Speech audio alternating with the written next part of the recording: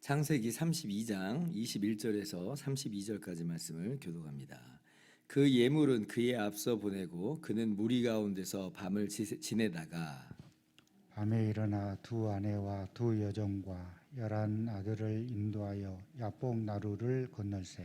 그들을 인도하여 시내를 건너가게 하며 그의 소유도 건너가게 하고 야곱은 홀로 남았더니 어떤 사람이 날이 새도록 야곱과 씨름하다가 자기가 야곱을 이기지 못함을 보고 그가 야곱의 허벅지 관절을 치매 야곱의 허벅지 관절이 그 사람과 씨름할 때에 어긋났더라. 그가 이르되 날이 새려하니 나로 가게 하라. 야곱이 이르되 당신이 내게 축복하지 아니하면 가게 하지 아니하겠나이다. 그 사람이 그에게 이르되 내 이름이 무엇이냐? 그가 이르되 야곱이니이다. 그가 이르되 내 이름을 다시는 야곱이라 부를 것이 아니요 이스라엘이라 부를 것이니 이는 내가 하나님과 및 사람들과 겨루어 이겼음이니라. 야곱이 청하여 이르되 당신의 이름을 알려주소서. 그 사람이 이르되 어찌하여 내 이름을 묻느냐 하고 거기서 야곱에게 축복한지라. 그러므로 야곱이 그곳 이름을 분이엘이라 하였으니 그가 이르기를 내가 하나님과 대면하여 보았으나 내 생명이 보존되었다 함이더라. 그가 분이엘을 지날 때에 해가 돋았고 그의 허벅다리로 말미암아 절었더라. 그 사람이 야곱의 허벅지 관절에 있는 둔부의 힘줄을 쳤으므로 이스라엘 사람들이 지금까지 허벅지 관절에 있는 둔부의 힘줄을 먹지 아니하더라. 아멘. 할렐루야. 하나님의 크신 은혜와 평강이 오늘도 변함없이 여러분 가운데 가득 넘치기를 주님의 이름으로 축원합니다. 야곱이 에서에게 예물을 앞서 보내고 이제 가족을 야복강 건너로 이제 건너 보냅니다. 그리고 야곱의 모든 소유도 다 이제 건너가게 했어요. 이제 남은 거는 딱 한 명이죠. 야곱 홀로 남아 있습니다. 그 홀로 남아 있는 야곱의 심정은 어떤 심정이었을까? 무슨 생각을 하고 있었을까요? 뭐 여차하면 뭐 자기 혼자만이라도 도망갈 거라고 하는 뭐 그런 생각을 하지는 않았을 것 같아요. 왜냐하면 아니 뭐 처자식 다 버리고 도망갈 거라고 감히 우리가 상상조차 뭐 좀 안 되는 상황이잖아요. 우리가 뭐 야곱의 속마음을 다 알 수는 없겠습니다만은 뭐 제가 생각해 볼 때는 야곱이 지금 의도적으로 자기 혼자 지금 남아 있는 것으로 보이거든요. 어쩌면 그러면서 자신의 지난날의 인생을 좀 되돌아보는 그런 시간이 아닌가 이렇게 생각을 한번 해봐요. 사람이 죽기 전에 자기 자리를 정리하고 죽는다고 그러잖아요. 그러니까 지금 야곱이 이제 야복강을 건너서 곧 에서를 만날 텐데 그때는 정말 죽을지도 모르는 그런 상황이에요. 그러니까 어쩌면 지금 야곱이 자기 자리를 좀 정리하듯이 자기 인생을 좀 돌아보는 것은 아닌가. 굉장히 착잡한 심정이고 어떤 인간적인 고뇌가 야곱의 지금 마음 가운데 절절히 흐르고 있을 거라 이렇게 생각이 됩니다. 자신의 인생이 주마등처럼 막 이렇게 흘러가지 않았을까 싶어요. 그런데 이때 이제 야곱이 정말 아주 신기한 일을 경험하게 됩니다. 어떤 일이냐면 갑자기 어떤 사람이 나타나서 야곱과 씨름을 하는 거예요. 어떤 분들은 뭐 이게 실제 일어난 일이라기보다는 야곱이 밤새 기도한 것을 그냥 비유적으로 표현한 것이다 이렇게 말씀하시는 분, 이렇게 해석하는 분들도 있는데 그거는 아닌 것 같아요. 그건 아닌 것 같아요. 물론 이 씨름이 결과적으로는 기도와 연결이 됩니다만은 근데 단순히 비유로 보기에는 좀 무리가 있어요. 왜냐하면 24절에 야곱이 어떤 사람과 씨름을 했다 이렇게 기록되어 있지 않아요? 어떤 사람이 야곱과 씨름한 거예요. 그러니까 주어가 야곱이 아니고 어떤 사람입니다. 그러니까 그 사람이 먼저 덮친 거예요.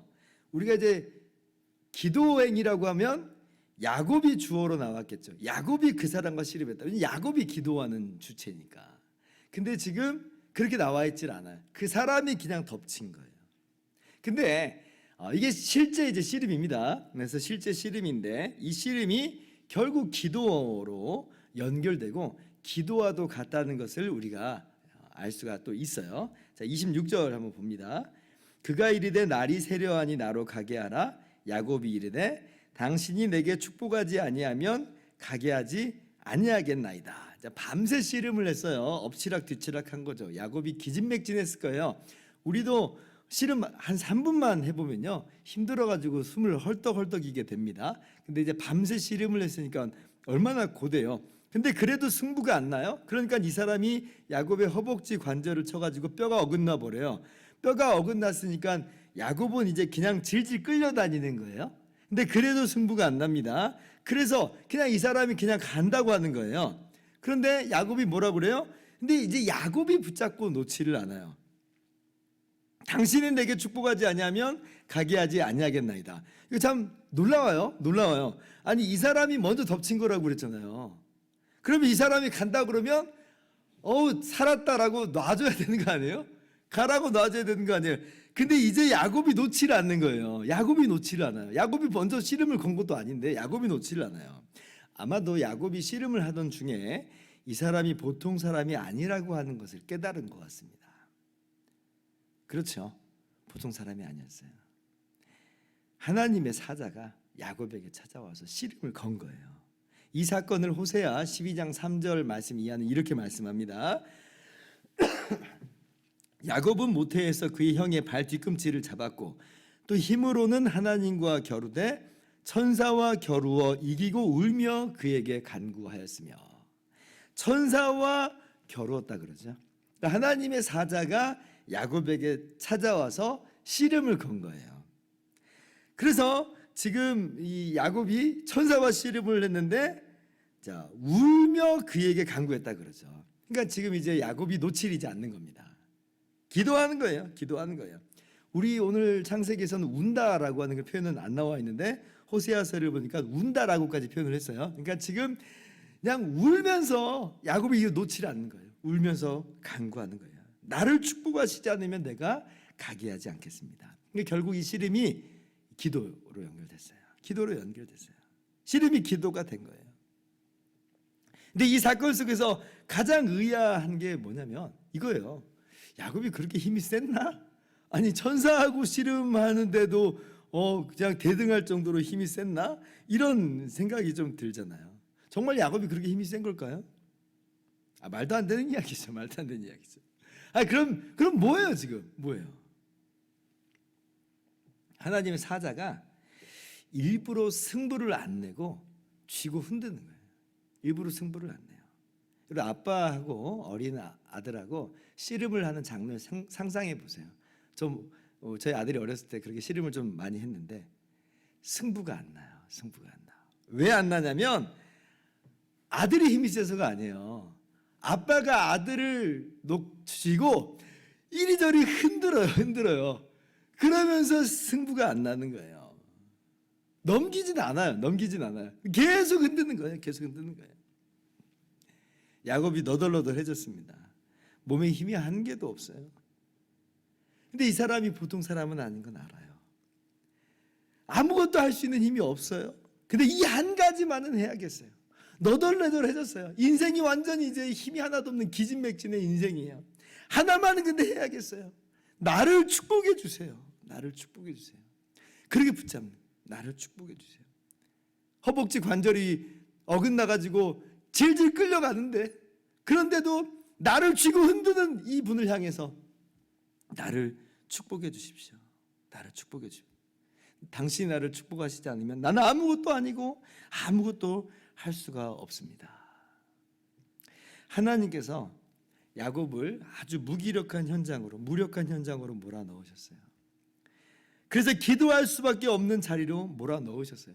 일부러 승부를 안 내시면서 그렇게 몰아넣으시는 거예요. 전적으로 하나님의 축복만을 구하는 자리로 몰아넣으셨습니다. 야곱은 이제 하나님께서 주시는 복, 하나님이 축복하시지 않으면 살 수 없는 그런 존재가 됐어요. 그래서 야곱이 구합니다. 하나님 붙잡고 나를 축복하시지 않으면 난 살 수가 없습니다. 나를 축복해 주십시오. 이렇게 기도하는 거예요. 그러니까 하나님께서 여호와의 사자가 말씀하시죠. 네가 이겼다. 넌 이제 이스라엘이다. 이렇게 말씀해 주세요. 하나님이 만드시는 거예요. 하나님이 세우신 거예요. 하나님이 이스라엘로 그렇게 변화시켜 주셨어요. 그래서 이때부터 이제 야곱의 이름이 이스라엘로 바뀌게 됩니다. 이스라엘은 무슨 위대한 승리나 위대한 업적에 따른 이름이 아니에요. 아무것도 할 수 없어서 오직 하나님의 은혜만을 구하는 그 이름, 그리고 하나님께서 과연 그래서 네가 이겼다라고 말씀하시는 그 이름이 이스라엘입니다. 그게 바로 승리예요. 그게 바로 승리. 우리의 승리가 어디에서 오는가? 우리의 위대한 힘과 우리의 업적으로부터 나타나고 드러나는 게 아니라 하나님께서 내게 복 주시지 않으면 나는 아무것도 할 수 없습니다라고 하나님을 붙드는 그런 모습 속에서, 하나님이 그렇게 야곱을 쥐고 놓지를 않는 그런 현장 속에서, 그러므로 야곱에게 복을 주는 그 자리가 이스라엘이에요. 그게 승리예요. 그게 승리. 기도의 자리는 바로 그 자리입니다. 기도는 굉장히 무력한 자리예요. 기도는 아무것도 할 수 없는 자리예요. 아무것도 할 수 없기 때문에 주님께 나와서 주님만 붙잡는 자리예요. 주님이 그렇게 우리를 그렇게 쥐고 흔드셨어요. 그래서 우리가 기도를 하는데, 이 기도 가운데 하나님께서 우리에게 말씀하시는 거예요. 동일하게 네가 이겼다. 우리 힘이 세서가 아니라 그렇게 하나님께서 끌고 가시면서 마침내 우리에게 승리를 가져다 주시는 것이죠. 그래서 이 기도의 자리를 마치고 일어날 때 해가 돋아요. 해가 돋아요. 분이엘을 지날 때에 해가 돋았더라. 여러분이 오늘 이 기도의 자리를 잘 나오셨습니다. 오늘 기도의 자리를 통해서 하나님의 은혜를 경험하고, 그리고 돌아가는 그때 해가 돋을 거예요. 그리고 그 돋는 태양 가운데서 하나님의 만지심과 역사를 경험하게 될 겁니다. 기도하겠습니다.